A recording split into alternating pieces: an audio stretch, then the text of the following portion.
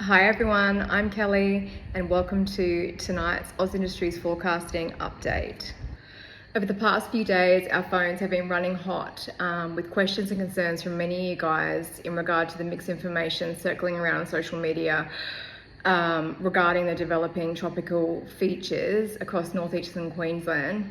So we thought this update might be useful to highlight current trends versus our long-range forecasts that have been available to our long-range subscribers for some time.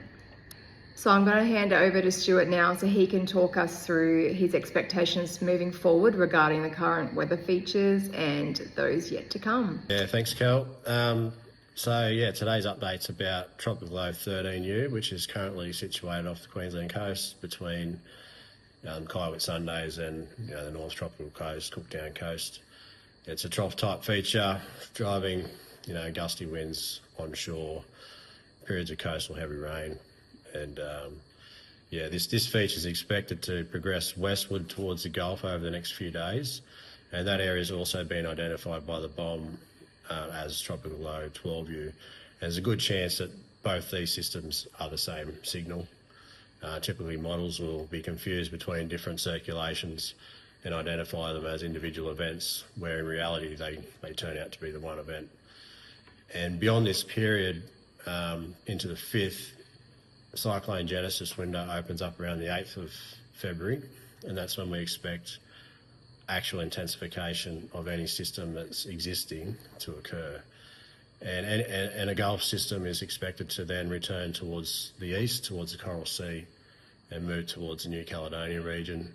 Longer term, this coincides with our long-range forecast expectations. The active weather conditions that are developing, high energy period 29th till the 5th, supports predominantly rainfall, and that seems to be the main consensus of models with high rainfall totals possible along the east coast of the tropics of Queensland.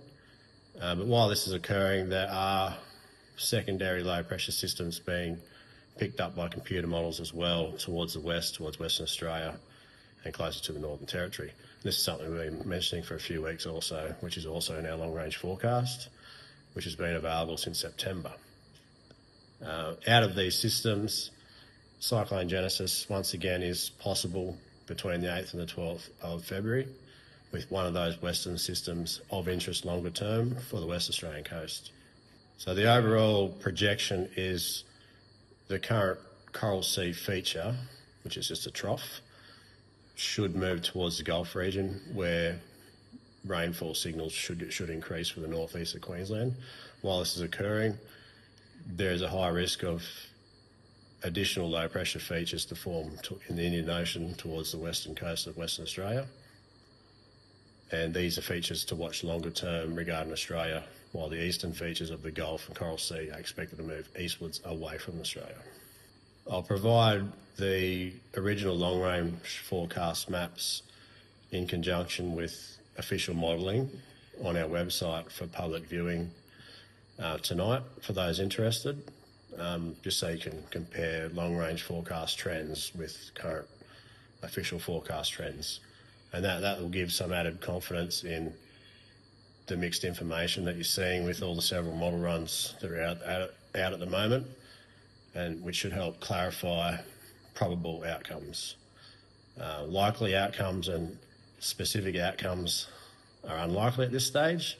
However, you should be able to gain a fair understanding of clear trends moving forward into February. Cheers.